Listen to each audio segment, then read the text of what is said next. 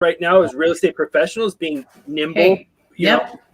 Let's go right into it. Hey guys, it's Stacia Kennedy, and I'm so excited to introduce my mentor. I'm lucky enough to have worked with him for over 7 years. If you don't know Thach, he is a professional real estate broker, a agent, developer, entrepreneur, and he has been able to reinvent his business several times over. And I actually was in one of those cycles with him, right side by side. But he is a inspirational thought leader, real estate for 30 years now. Oh my gosh, it's like I have to update this bio here. But basically, short story, rags to riches. He'll tell you a little bit more about him. We also have Eric here, who's going to be my co-host as well with Real Estate Funnel Systems, and he will also be asking some awesome questions to help you guys through the tough times that we have here, reinventing your business. You know, how do we pivot? How do we keep thriving in this real estate game? Hey, we're all in this together, right? You know, there's no better place to be, honestly, as an entrepreneur. This is a great place to be, you know. So I think that this is going to be the topic, and I love having this topic with Thach, man. You know, Thach, you've been a big influence in me in a lot of different ways, and really specifically the power of the mindset. It's always really just been a strong connection to your story, and your approach to the whole business has been really from an early age. You know, I've been in this industry for 20 years. And so, I mean, I've been around and watching and seeing, and you lead well. And it's been really inspirational to see that. And so thank you first and foremost for that. And I can't wait to hear, you know, how that ball continues to roll with you, and where you're going, and how being flexible right now is the key, right? Yeah. We got a lot to talk about today, for sure, man. yeah. I don't know if I'm going to take us way back real quick, just because I have to get it off my chest. But part of your early story is a restaurant called Thach. Yep. Okay. And I'm sure I probably told you in the hallway at one time or something else, but that is my family's favorite restaurant. And so my family, my mom and dad, before kids, right, they would go to Thach, and it was always their favorite restaurant. And so we got to know, you know, the staff of everybody at Thach from me growing up, like my first restaurant for me, Thach. And we'd always go as a family. And my mom has a story of like how she was actually the waiter at Thach the night she was really pregnant. They had, you're too pregnant to be here, and she actually gave birth that night. And it's been a part of our family. And I do remember, believe it or not, as a young child meeting you, and you had the same smile and energy, honestly, back then. It's the very, very truth. And I never forgot. And so it's so cool to see how that is just genuine as part of you. I appreciate it, bro. That's one of my early beginning of the journey, man. You know what I mean? Parking cars at Thach restaurant. Around the corner into oh yeah, man. Yeah, man. We still go. It's still our family favorite restaurant. Oh yeah. I mean, Nice. Nice. That's great, man. So where do you live now? I'm in San Diego. Yep. Okay. So I moved down here in 2013. So I'm in San Diego, and been still in real estate and rocking it down here. So it's great. And I go up there every chance I get, because my family's all up there. Nice. Yeah. So, man, if you don't mind, kind of kick us off on just give us the highlight of your story so we have the context to who you are, in the powerful path. So, I was born in Vietnam, you guys, in 1970. In 1975, we evacuated from Vietnam to the United States. My dad worked for the U.S. military, and they got word that the U.S. is going to pull out of Vietnam. And they said, hey, if you want to leave, you can leave with us on the last plane out. And otherwise, if you stay here, you're going to be in prison, or you're going to be probably, die in prison, because you're a Vietnamese person working for the U.S. government. So, of course, my dad decided, we're leaving. And, they came home, got my mom, my brother, sister, and we left. We had we had one suitcase with $100, and then we left on the last plane out of Vietnam with the military people. Right, that's when the whole collapse of South Vietnam the next day that happened. Right, and we flew, and then we landed in San Diego, and Camp Pennington was where they usually would use that base as the refugee camp for housing everybody. That's why there's such a big population of Vietnamese people in Southern California. Yeah.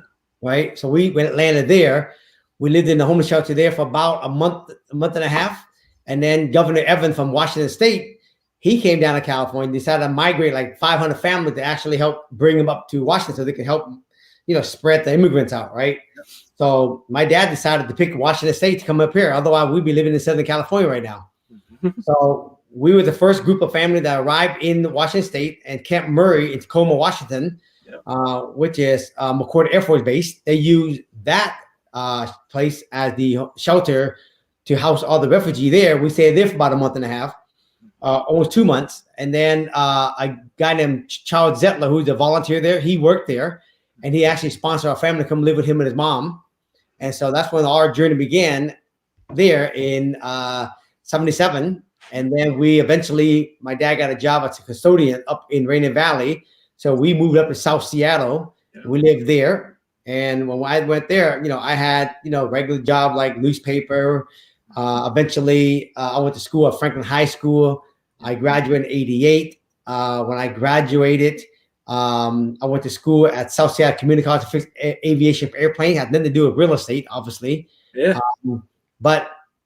But I followed my brother's footsteps because I wasn't sure what I wanted to do, but I followed the footsteps of my brother, and they're all in aviation.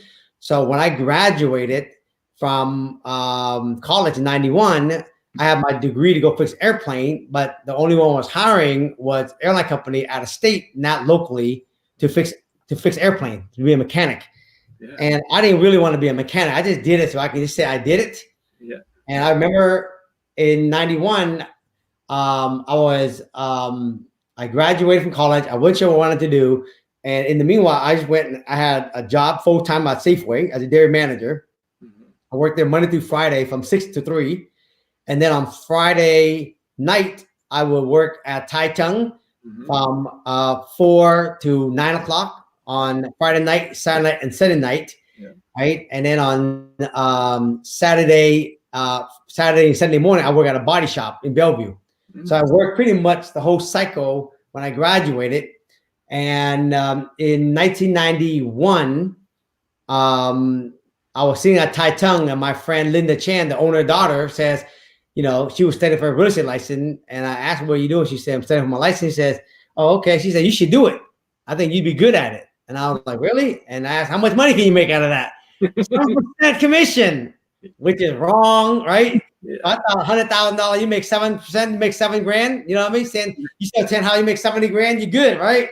So I got excited. I took my tests and I passed my license in 91. I was 21 years old, and I happened to go and door knock a Windermere office in Sewer Park.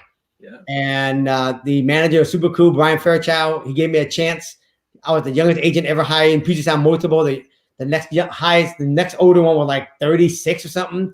And so he gave me a chance at 21 because I said to him, my dad, which is true, he is a social worker. He helped a lot of the Vietnamese family get on welfare. And I'm going to work with a lot of the Vietnamese people and helping them buy houses. And the guy was like, I like this kid. He's ambitious, and I'm going to give him a shot. I had no clue what I was doing. I was still living at home. And the first 3 years in real estate, 91, 92, 93, and 94, I was only selling like 2 houses a year because I just didn't know what to do. You know what I mean? I was just sitting there waiting for the business. Spinning around. Yeah. Yeah. In 94, I heard about Mike Ferry. I went and saw him at a seminar, and he was saying you can sit around and wait for business, or you can go out there and cold call and door knock and find the business. If you do that, it's more predictable. And I was like, well, shit, I can do that. You know what I mean? Right. And he's like, you got to know scripts. You got to go cold call, door knock. You want to find business. And in 94, he launched his coaching company, and he had coaching program at $300, half an hour every other week. And that was a lot of money, $300 for me. Yeah. And I signed up for it. I was working 3 jobs and doing real estate, and in coaching. and he had me memorize some scripts. And after I memorized my script, I was like 21, 22 years old. Yep. And he's like, look, if you want to be successful, now go out there and door knock. And I was like, okay, well, I can do that. And so I started cutting my hours back at Safeway and everything else, so I can go spend time door knocking. And I had Camie, my wife, drop me off because I knew if I actually drove, I wouldn't actually knock. I would just get back in the car and drive off. You know what I mean? So drop me off. I made 100 flyers, and I said, "Here's what I'm committed to. I'm gonna pass 100 flyer out. Either they're home, I'm gonna give it to them. If they're not home, I just leave it on their door. So I know at least I knocked on 100 doors." So I said, I'll do all that, and then I'll call you. Can you come pick me up? Yep. And so I went from 9 o'clock. It took me 5 hours to knock on 100 doors. Yeah. And I did 100 doors Monday through Friday, 5 hours a day, every day for 10 years straight, bro. And that's how I found my business. And that's how I got all my listings, you know. And I did that day in, day out in the rain, the sun, the snow in Seattle. And every year, right? The first year of Mike Ferrer, I did like 10 deals. Second year, 20 deal, 30 deal, 40 deal, 50 deal. And then in my peak in like 2007, I was doing like 150, 175 deals a year. And I was making $1 million a year selling real estate, people knocking on doors. And so just to be clear, still just refining what was working. That's right. Just refining what is working. That's it. That's it. So during no, that time, no better this, no better that. No. That's it. So a lot of people don't realize in 1994 it was a very depressed market. It was, yeah. Right, and the interest rate was like in the 11 to 12%. But here's the difference: I didn't know no better. Right. Perspective. The problem: people know too much. Yeah. Right. I was dropped into real estate. I didn't know the market at 11% or 3% interest rate today is no different. Yep. Right. And so when I met Mike Ferrer, he just trained me to say, go out there and talk to a lot of people and ask you to want to sell. Focus on the people who want to sell. And I was like so dumb. I was like, oh, that makes sense to me. I just door knock looking for people who want to say yes. Yeah. And obviously there's going to be many people who's going to say no. Of course. Yep. Just like today. Yes. Right? The market is turning. If you was dropped off, you didn't know any different. Yep. You would just go out there and cold call and door knock looking for the yes only. Yep. And look, I made my career knock on starting in 1994 at the depressed market, and I did 10 deals, 20 deals, and I was only 24 years old. You see, so I didn't know. I was living at home, had no money, right? 24 years old, didn't know anything about sales, didn't know anything about scripts and dialogue, didn't know nothing. But what I did know was if I door knock and talk to enough people looking for the yes, I'll make money. Yep. I think, man, just to pause here on this point, because this applies to all of us on a lot of different levels, where it's that consistent, like, boom, that work that has to get done, that you're right. When we know too much, we know we're getting distracted. We're looking different places, when the reality is it's right there. It's just you're one step away. And I have some clients myself right now personally that are brand new to real estate and carry that same kind of like, naivete, right? Like they don't know what they don't know yet. Yep. But sure enough, 2 weeks in, solid marketing plan. He's negotiating 3 deals, locked up his first one. And then you have the experienced clients over here that are overthinking or double stepping and da da da. It's that excitement for just keeping it that fresh and being okay with that, not knowing all the answers and just being excited to move forward. Right. That's it. And I think that's the thing. I think that people right now in this market right now, they are too worried about so many things. What's going to happen with this market? Is this market going down? Is this market going up? Do you think that's going to keep going down? Do you think it's a good time to still prospect owner? Yeah. Right? I mean, they are just in their head so much. When I got started, I was so dumb, like Forrest Gump. They just told me to go out there and go find a yes, and that was it. That's it. Yeah. Right? And if people actually was a Forrest Gump in today's market, they make money. Yeah, I agree with that. So the ingredients, like specifically the ingredients the mindset, right? So having your mind right. I know you're huge on that, but like that seems like there's no other way to approach it. It's just like you have to have your mind right as you go get into this to keep that momentum going. Right, that's 80% of the game, right? 80%. Yeah. I mean, you got to get your mindset right. You know, you got to have goals. You got to have affirmation. You got to be listening to positive stuff all the time, feeding inside your brain. You got to hang out with positive people, right? You got to hang out with a community that's always talking about where they want to go versus where they're at in life. You know what I mean? Complaining about things. And you gotta be in that environment. It's just no different than if you're a professional athlete. You know what I mean? Kobe Bryant got time hanging around with no schmuck. You know what I mean? Right? He's busy practicing, playing game, feeding stuff in his brain. You know what I mean? And you got to do that. And so for me, when I was younger, I had the Mike Ferry and the Mike Ferry, you know, family, right? They were all into, you know, listening to positive stuff and going to seminar, reading positive book, reading goals, affirmation, right? And we did that day in, day out. And then we did that and just kept going and going when the market, you know what I mean, eventually caught up, you know what I mean? It came back up the other way and then we were thriving. Yeah. And today, I do the exact same thing today in this market now. You can't go with the problem. People's mindset go with the market like this. Yeah, right. That's that's a goal. I mean, that is the goal, right? I mean, is what you just said. It's the mindset of you can just see. I know, like I'm a career guy just like you, and you can see the market behave with the mindset. It's bananas that way, and it's very apparent. Mindset and people's internal world is in direct proportion to what's happening to the outside world. If the outside world is doing great, they're doing great. If the outside world is doing shitty, they do shitty. They just roll with it. Versus they don't realize they either created their own experience. They create their own. If they create their own internal world, the outside world will do exactly what the internal world, no matter what's happening around them. And that's the thing people don't realize.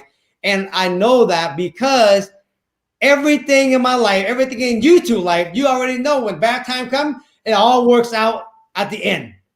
We already have so many of that story. They should have so many of that story that we already know it's all going to work out. So the question is, why do you want to keep following the market? You might well go ahead and just create your own path. And that opportunity is available for all of us at all times. That's right. Period. Right? Like that's the power statement. It's just like, man, we can do it. Right? So with that, you kind of already answered the question of like, hey, so what are you doing differently in this market, Thach? And maybe nothing. I don't know. You know, I don't know. How would you want to elaborate on that outside of what you just said, which is I'm still doing what I'm doing, right? So a lot of people don't realize that in 2007, I decided to consciously slow down on doing 175 deals a year. Mm-hmm. Because I wanted to really spend more time investing and, you know, working, you know, in the investment world, right? Finding deals and flip and build and hold and build new construction, build apartment building. So it's hard to run 175 transactions with me, Camie, and Stacia at the time were working with me. It's hard to do a lot of transaction because when you do 175 transactions with 3-4 people, you're pretty much running at full capacity, right? Anyone who sell real estate know that. And it's hard to do that at that full level and be a real estate investor and real estate developer at the same time, because you can't service the buyer and the seller, right? So we chose to pull the throttle back, right, and do probably 50 to 75 transactions a year, which in our world, that's like literally walking in the park, you know what I mean? Mm-hmm. And then put the throttle more forward in the world of investing. Yeah. So from 2007 and forward, I started spending more time prospecting and cold calling seller who has property that are fixer upper, property that are tear down. And that time I was spending more time selling them to investor and builders, right? Because I couldn't buy all of them. And I also wanted more listing from them. And I made more money. I would cherry pick certain property I would buy, certain fixer I would buy, or certain land I would buy, and I would build them out myself. And I did that, you know, from 2007 all the way till today. So, you know, from 2007, I was still selling real estate. I was doing less transaction, but I was assigning deals. Yep. I was fixing and flipping houses. Yep. I was building single family houses. I was building townhouses, and I was building apartment buildings. And so today, I still do the same thing. I still sell residential real estate. and I still do assigning deals, flipping houses, building houses, doing burr projects, and then building townhouses and apartments. But what I'm doing different today, since the market has changed, is I'm spending more time cold calling and door knocking more now than I did back then. Back then, I stopped door knocking at a certain point because I had a lot of people that were bringing me deals. And what I realized is that back then I was buying property that the margin wasn't as high as I like it to be. So I'm doing two things right now. I'm training wholesaler and investor in Seattle how to really analyze deals to get better deals. So if they can't buy it, they can at least send them to me so I can have better margins. And then the second thing I'm doing is that I'm spending time cold calling. For a lot of people don't see this. Let me show you this. This is just some of my own personal list. These are my own list. Now, those are all lists of fixer upper and tear downs in Seattle, just in one zip code, all those stacks of lists of things. Now, I have identified those as fixer upper, and then we basically mailed them, called them, knock on their door, and I personally go out there and do it myself today. So I still do that today. And of course, the pandemic slowed me down, so now I've been calling them, but as soon as this thing lifts up, we're hitting back the street again. And so I'm actively, very full-time calling them, door knocking them, mail to them, email them, mail to them, and social media them, trying to find the owner. And so we can actually buy them. If I don't like them, I will assign them or I will list them. So the difference between now and then is I was more passive, going out to find a business. Now I'm very active, like a full-time prospector. And I look at it like, if I find something I don't like, I can assign them. And if there's a margin not that great, I will just list them. And that's how I'm doing it different today than I was just before, 5, 6, 8 years ago. Man, you said, you touched on a couple of really cool things that I want to elaborate on. Is I always say, and is in the way it processes in my mind, is the person that gets the leads, that controls the leads, controls the game. Everything down. You're like the first person I finally somebody said, understand that shit, man. God, it's crazy to me. So I always tell, man, control the leads, control the whole game. That's it. Now you cherry pick, you can take your risk position. You have the control of the game. And Eric, I'm glad you brought it up. I have been saying, just like you, bro, if you prospect directly to the owner, there's more money or as much money in the assignment game than a guy flipping houses. Exactly. The only reason why the guy who flip houses because he watched too much fucking HGTV, and that's all he knows is to flip houses, right? But what you don't realize, if he's making 10% on his margin, the guy who find the deal can make 10% and more on just assigning the deal. So the real money is in the assigning the deal. That's what people don't realize. The guy who flipped, he doesn't know how to find deals. He's waiting for a wholesaler to bring the deal. And that's why a flipper is overrated. Massive. The person that should really be applauded for is the guy who out there got the courage to go out there and prospect the owner themselves.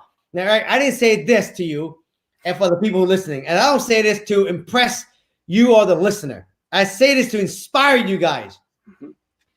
Today, you guys, okay, I want you to tell you something. Today, okay, I have over 100-something property.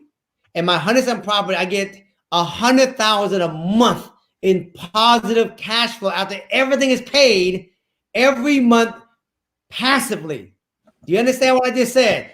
I get $100,000 a month passively. I don't even have to work. My living expense and my business expense is only $30,000 a month, and I bring in $100,000 in passive income. I don't have to work. So for me to go out there and go and door knock a stranger and knock on the door and be at risk, somebody telling you, get your Asian ass off my porch. I didn't ask to sell my house. Do you understand? Someone on my level, and people always ask me, what do you drive to when you do knock? Because I see all the car you drive. I drive either someday I'm inspired to drive my Ferrari to go door knock, or I drive my Rolls Royce to go knock. And yes, that's what I drive. People at my level be like, I'm gonna let the intern go and door knock, and I'm sitting in the office, and call me when you find something. I will close it for you.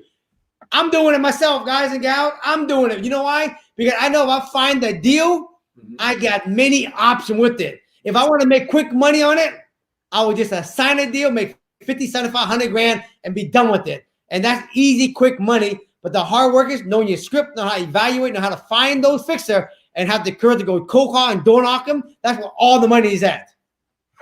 Amen. Drop. I totally agree. I want to bring up something too here is that you don't have no attachment. None. Zero. But I had to work up to that. Yeah. You say, well, of course, I would have no attachment. Yeah, if you had money, yeah. But when I didn't have no money, I had to work up towards that. And I had to fake it until I make it. I had to practice being unattached every deal so I don't get attached so I can get to the top. And that's mindset. Mindset every day. Mindset every day. Yeah. And then I can tell you what makes a difference as well, too, is that, you know, back in the day, not knowing, like we said in the beginning of this interview, having blinders on, but going out and, you know, basically you're kind of casting the wide net. And I think what's different now is that you've learned how to identify exactly what you want and be clear, the clarity, so that, because half the shit that we do here is 80% we don't need to be doing. Right.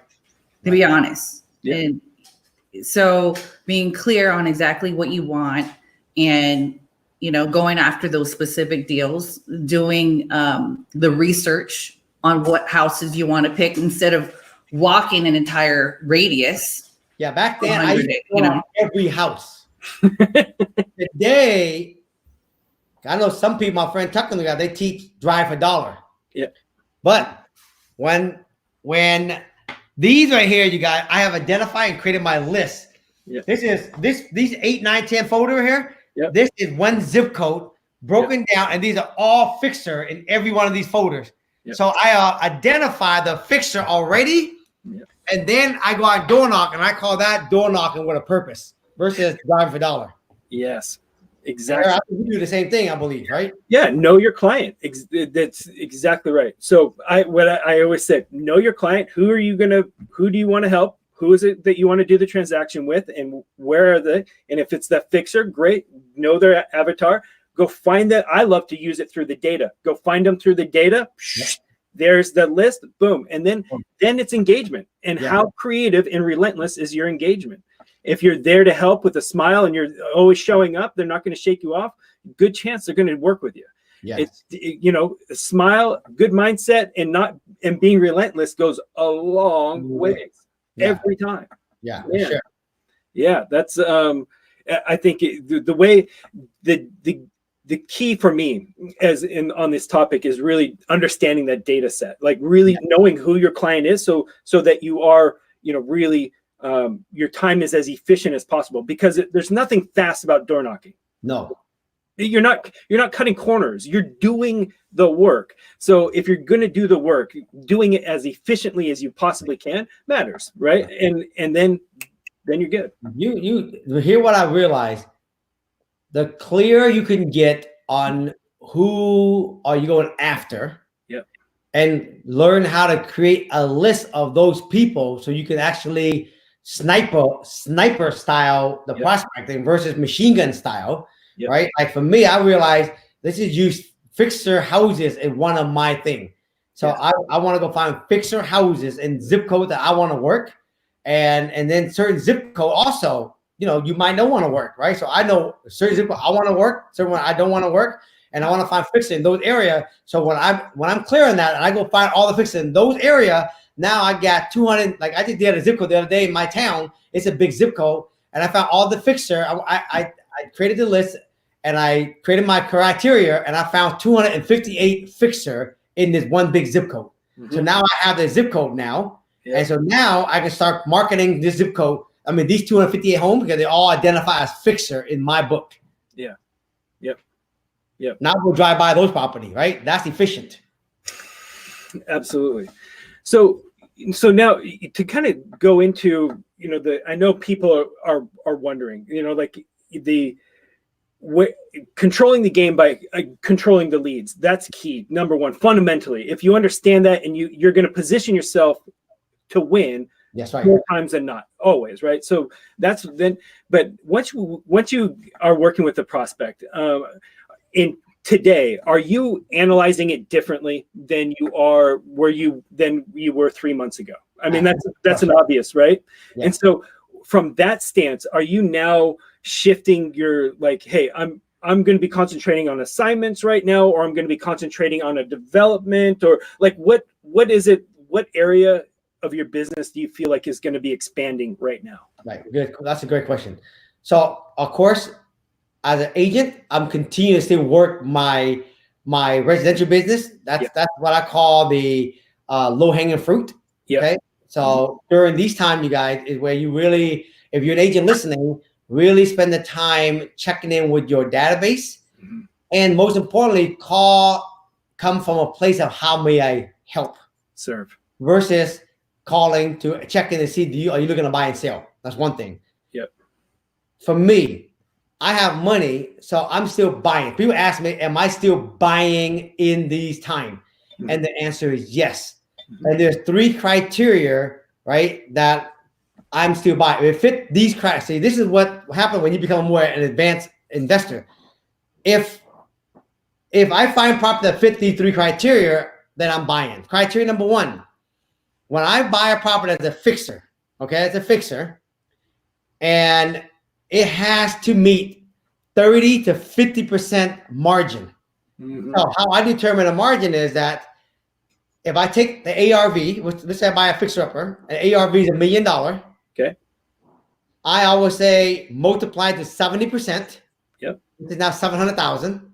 Yep. Let's say it costs 200,000 to rehab it. Yep. So I mean, I'm buying the fixer at 500,000. Yep. So at 70%, I mean, I'm getting a 30% margin, right? So today, any fixer I buy, it has to have a 30% margin or a 50% margin. That's one criteria. Mm-hmm. Okay. Mm-hmm. Criteria number 2, I gotta have all 3. It has to be in the area that I get high rent. Yeah. And why is because I had home in a low rent area, mm-hmm. and I have home now in a good area, right? And during these pandemic time, my home that's in a good area, the renter's still paying right now. Right. And the reason why they're quality, solid tenant. Those people, for example, they might got laid off, but they got money in the bank. Yeah. Right. Versus a low tenant, right? Mm-hmm. These people, they might not be working at the office, but they're working at home and they're on their laptop. And a low tenant, right? They might not be working those kind of jobs. Right. So high rent area, you get better quality tenant that during hard time, they're the last person to not to pay you. Okay. Yeah. And then the third thing is it has to be in the area in Seattle for me, because I know this in my area because I study it. It has to be an area where it can double in value every 10 years. Mm. So a house is worth $1 million, 10 years, and it's worth $2 million. Yep. So if someone bring me a deal, or like for me, I only prospect those areas. I only prospect areas that are high rent and areas that have double value, and I go find fixers in those areas. So when I find them, I'm going to be able to buy them. Now, if I find property, Eric, that has 30 to 50% margin, if I choose for some reason not to buy it, my assignment fee are ginormous. Yeah. Ginormous. Yeah. Right?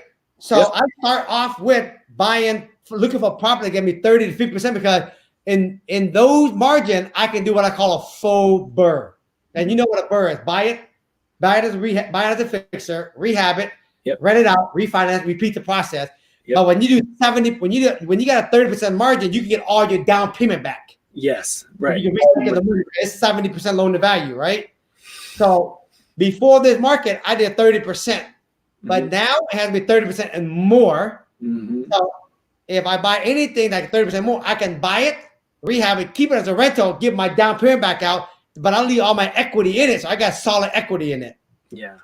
Now, if I choose not to buy, for whatever reason, I choose not to buy it, I can fix and flip and make 30% and more. Yeah. No brainer, right? Yeah. Now, if I want fast cash, I can assign it for a nice chunk of money. And the guy who's making it still making 15%. He's happy as a kite.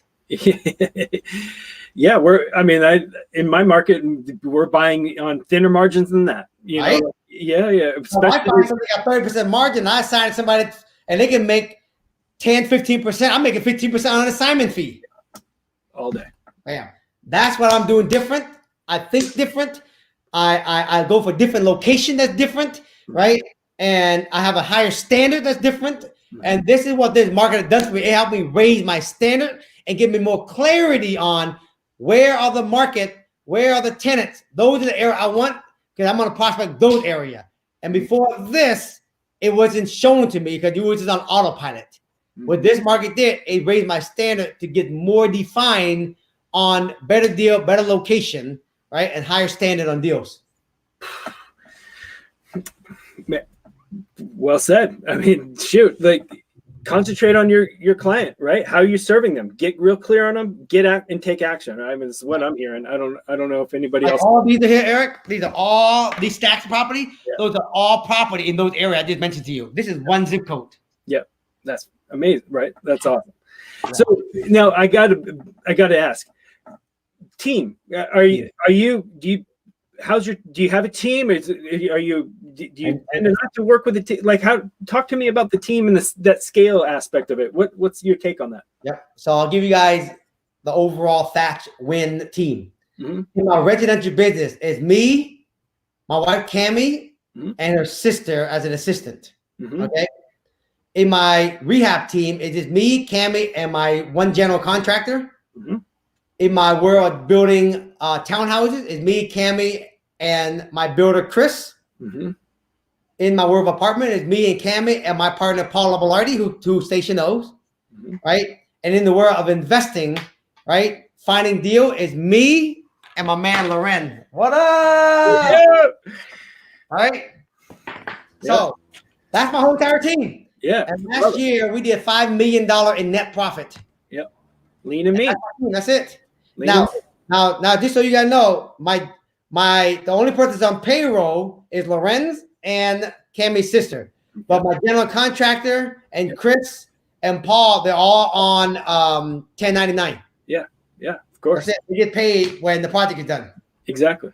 So that's it. That is my whole entire team. And this beautiful office in here. Yeah. This is my house. Yeah. So I work out of my house. I have no office. Yeah. So I have no rent. Oh man, I love it. Man. So I have to show people that you don't need a big ass office, you don't need a big ass staff to make a lot of fucking money. It's all about the environment. That's it. It's all about net profit and where you put the money at. It's well said. The money tree behind there. That's it. Look, I got the big ass money representing right there. Bam. Yeah. Here too. So I know it might be a random question. Is there a book that you're reading right now, or is there anything what are you consuming as your diet of intake for? Is it a book that you're reading? Is it songs that you're listening to? What is it that you use on daily basis? Yeah. Right now, you guys, I'm spending more time on sharpening the axe. Yep. Right. And sharpening the axe to me is sharpening my mindset and my whole internal side, spiritual side. And so if you guys have never read this book, you might want to go get her here. Ask and it is given by Abraham Hicks. Okay. If you want to learn, you want to know the secret behind the secret.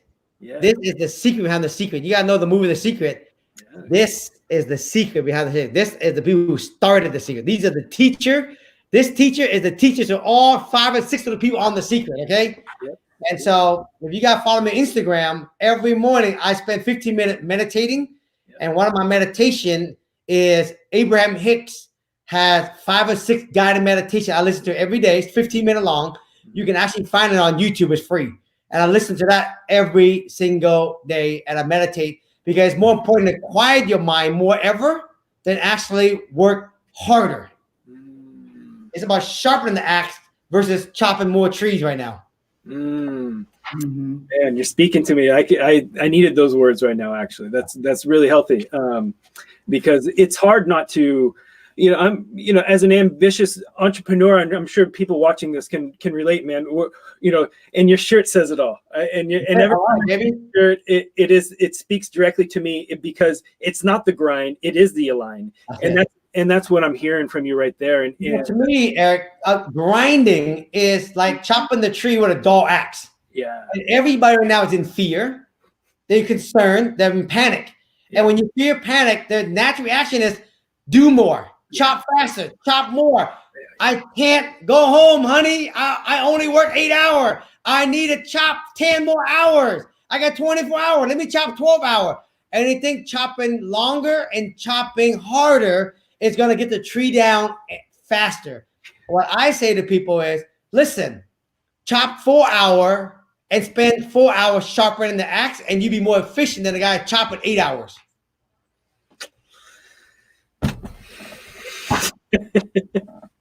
Man, yes, agreed, and duly noted. And honestly, I'd laugh at myself because I know this and I've practiced this, but I'll catch myself out of line right there. Yeah. Because I naturally I'm a work harder, work. I love it. I really respect hard work, and yes. So I will default to that. And hearing this message. Yeah. And this is not saying to be lazy, folks. This is saying to work smart. Exactly. Big difference. Axe is not being lazy. Sharpen axe actually, it's like the turtle and the rabbit, right? Yeah. It's not about work. It's not about being lazy. It's about being smart. Yeah. Yeah. Yeah. So 17 seconds. Right. What's that? So there's a thought that's 17 seconds to set your manifestation in motion. Yeah. So Abraham Hicks says 17 seconds of pure vibration, meaning when you are in a state of joy, or they call it the zone, right? Yep. Right. 17 seconds of pure vibration is equivalent to 2,000 hours of action. So 17 second pure vibration is like sharpening the axe. 17 seconds is like meditating for a second and just get us up aligned. Yeah. If you look at the sports athlete, right? Yeah. They get themselves in the zone, or they visualize their course, like Tiger Woods said many times. I visualize all the hole before I play it. Yeah. That's 17 seconds of pure vibration. But the problem, nobody do that. People think I'm going to take 2,000 hours of action, and the smart guy says, you do that, I'm going to spend 4 hours sharpening my axe first, then I'm going to go take action. And so their effectiveness is the same as someone taking 2 hours without action when they spend a little bit of time sharpening their axe. And which is a powerful thought. 17 seconds of pure vibration is equivalent to 2,000 action. That's why meditation is so powerful. Mm-hmm. So powerful. I can see when I don't have enough sleep, or if I don't take the time, you start making mistakes. That's right. You start making bad decisions. And then you work harder. That's an autopilot. Yeah, absolutely. Is there a question that we should be asking that nobody's asked you in this time? I mean, just in general, is there something that we haven't kind of pulled out that you think is worthy? Is there something there? So one of the questions I get asked all the time, right, is how do you stay so motivated and excited every single day, right? When you're already there. Yeah. How motivate you to keep doing this when you're already there, right? Mm-hmm. And this is what I came to a realization early on is you got to have two things. You got to have a real clear end game. Why you doing all this for? Mm-hmm. Why are you out there working 8 hours a day, chopping trees every day, for example, if the metaphor is tree and real estate, investing, whatever.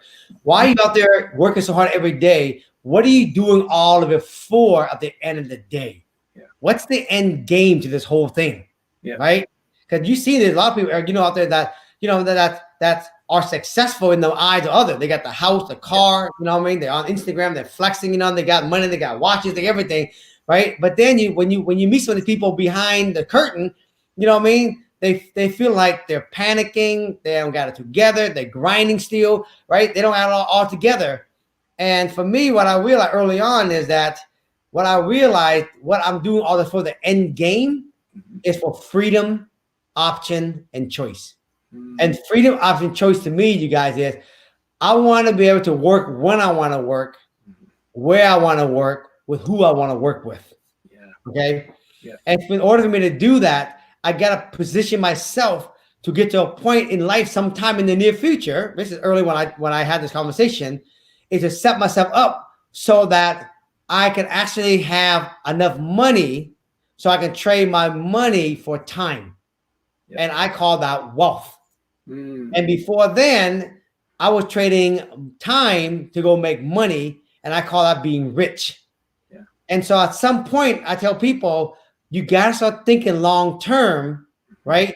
To get to by when, and this is the question I want to ask myself, I ask people, by when do you want to have the option to work when you want to work, where you want to work, who you want to work with?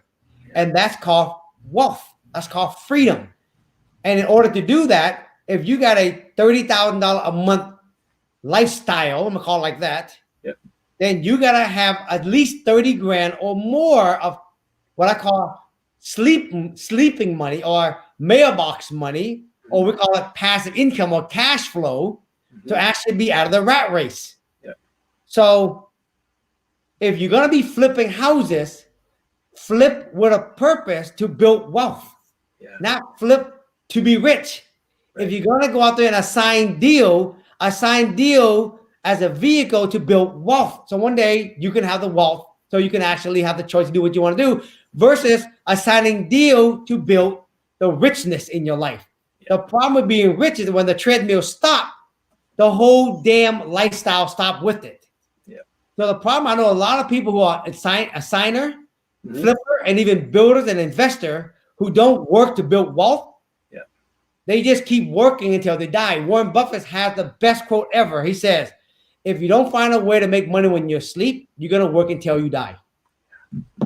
So that my thing is, I want to challenge everyone listening is this. Yeah. I want you to answer the question. By when do you want to have the option to work when you want to work, where you want to work, and who you want to work with? By when? I was asked that question when I was 26 years old, Eric and Tasha. Okay. And I said, by the time I'm 45 years old, yeah, I want to be out of the rat race to have the option to work when I want to work, where I want to work. Okay. And then the second question to that question is, how much income do I need to have coming in every month if everything was free and clear to live a comfortable life?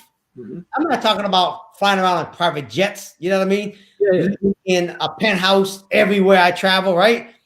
If everything is free and clear, how much money do you want to have coming out every month to live very comfortably, right? Okay, you still can work. I still work. Yeah. That time for me, when I was 25, 26, I wanted to have $25,000 a month in positive cash flow. Yeah. And I knew to get $25,000 a month, I gotta have 15 houses accumulated and paid off by the time I'm 45 years old.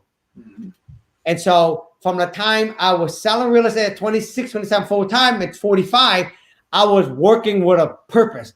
Everything I was making, selling real estate, assigning to flipping houses, I was doing it with the purpose to build the wealth category versus not going out there making money so I can actually build the rich category.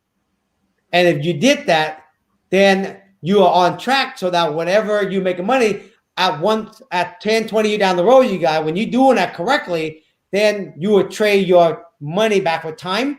And by the time you're 45, 50 years old, whatever it is, age for you're going to choose, you're going to actually have the option like me. Today, I work because I want to work.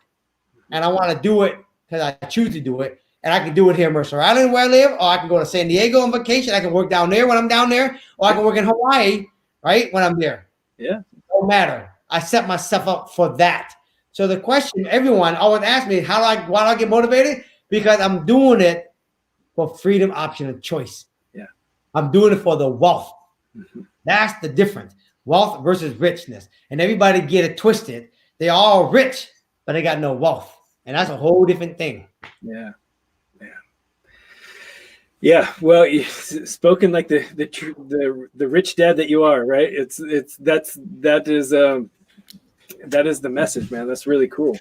And I know that you inspire this with your family, and you're really prideful of the time with your family. And that's something else that I really continue to notice and align myself with you. It's just like, man, I really admire that. That's really cool how you bring it all. And that's part of being wealth, because wealth to me is financial abundance, yep, spiritual abundance, right?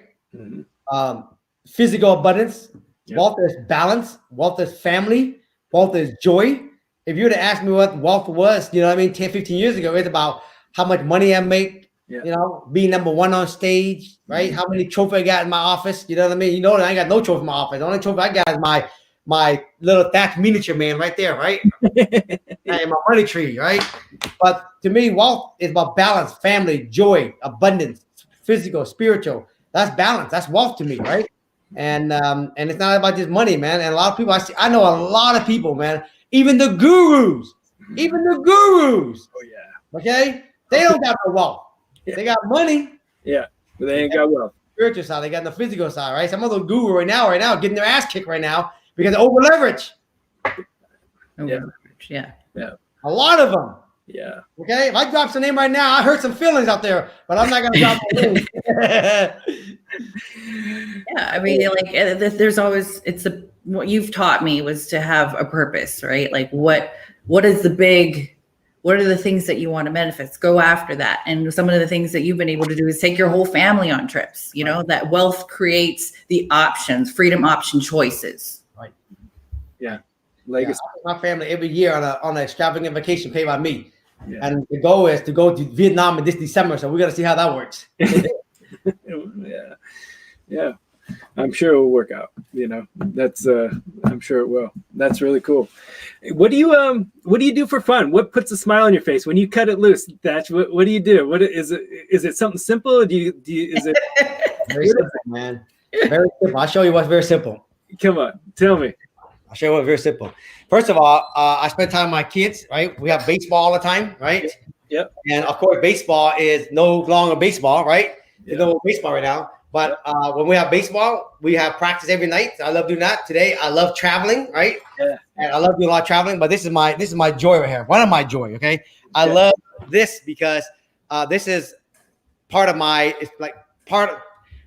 this right here is what I say, part of my meditation, right? Part of what I like to do is this. That's my brand new Rolls Royce. That's my 488 Ferrari.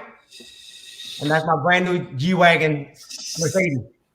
So what I like, that's one of the things I like. I love cars. I love to go to car shows. Yeah. I love going out there driving with all my friends. I like doing things. And that's one of the things I love to do on top of going on vacation, spending time with my kids, baseball, and all that kind of stuff. I was gonna laugh. I was like, I knew you were gonna go out to the garage. Yeah, because I know me. She know that like car is one of my things that brings me joy and excitement. I know. Right? And I love this one saying: the more joy you can feel every day, you guys, the more the universe is gonna keep bringing you things to be joyful about. Yeah. Yeah. Well said. Eric, he used to take me to the dealership all the time. Yeah. You need the fire, right? And just to go. That's awesome.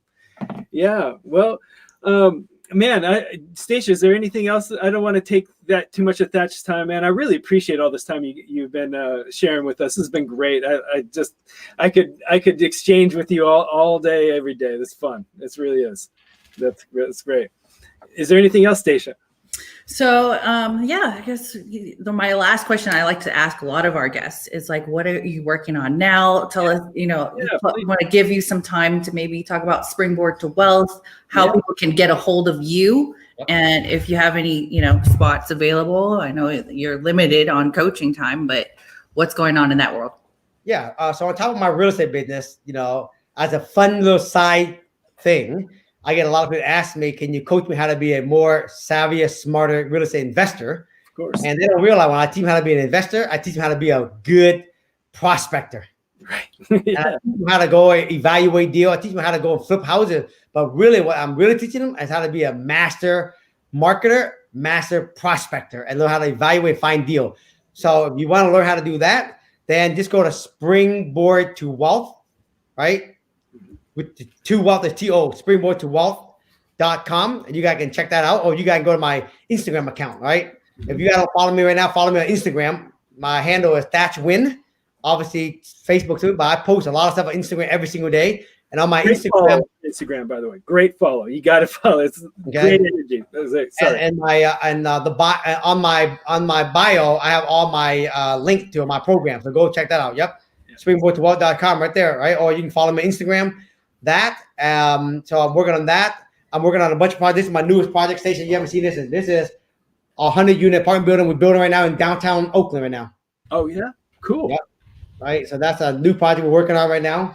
That right now is being framed right now, so which is good. That, and then right now, I just I'm excited on just building more cash flow and going on vacation this year, hopefully. Yeah. Yep. Man, exciting. That's great. So, man, Stacia, thank you for putting all that stuff on the board. I'm sure.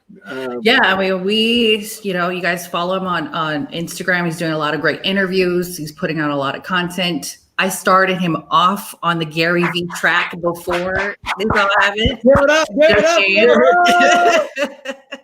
It's a lot of fun. Sure. A lot of fun. Yeah. And we learn a lot. You're a vibrational match of, with all that, of what you're experiencing. And I started up, but, short, real quick, so I know we're wrapping it up, but I filmed him speaking at an event. You guys, it's all about having conversations, sharing it out on social media, being, giving out value. And in return, you tenfold will, come back to you. So have a lot of fun with it. That's right. Have fun. Awesome. And hey, I need to get some. Read you got a card, okay? I need to know how I'm going to get some of that swag over. Everybody wants to know what the fuck how is. Okay. Let me tell you. Hold on. I mean, that's fuck how sweater. I'll tell you right now. I'll tell you right now. And what's going on with that? How can we order some? Yeah, bring it up. Right, so these are just some of our merchandise, right? This is the fuck how. Yeah, I love right? it. So that's the fuck how, right? And then this is the new one. This is called Align, and this is a new way of being. Yeah. And then this is Stop the Grind to Get Aligned. I love that one. Right? And then this is our latest one right here. Mindset. Mindset. So fuck how, you guys. Fuck how is this a funny thing that I made up. It's the Vietnamese proverb, right? For forget the how. Everyone, when they get ready to dream big, they all dream about what they want to have, this and that. And then when they don't understand, they don't know all the how to, then they pull back and they settle for, let me just play small. And I tell people, if you already know the how, you're already playing too small. So if you really want to play big, you're never going to know every step on how it's going to happen. You're going to know some possibility on how you think it can happen. So what happened, I say to people, if you want to dream big, you got to learn to forget the how, but AKA, I call it fuck how. Yeah. P-H-U-K in Vietnamese stand for blessing. Mm-hmm. So, but it sound like P-H-U-K, when you pronounce it, sound like fuck, right? Yeah. And how? So I say to people, right, if you want to dream big, follow the Vietnamese proverb, forget the how, AKA fuck how. Yeah. And so that's a reminder to tell people, if you want to dream big, you got to forget the how, AKA fuck how. And that's what fuck how is, a great reminder for all of it, including me. Yeah. You want to dream big? Fuck how. Okay? Yeah. So if you want to go get the merchandise, the store just opened because all the shipping been shut down for the last 30 days. Go to www.fuckhow.com. Yes. Okay? Of course. Yeah. Okay. Perfect. Yep. Yeah. Well, and get it right. Awesome. Well, again, thank you, Thach. Wonderful time. I can't wait for the next time we get to connect, and next time I'm in Seattle, I'll call you up for some Thai tongue. Let's get it, baby. Let's get it. I love it. Awesome. Thank you, Stacia. As always, great job. Appreciate it, and we'll look forward to seeing everybody soon. All right, you guys. Have an awesome day. Peace out. Bye.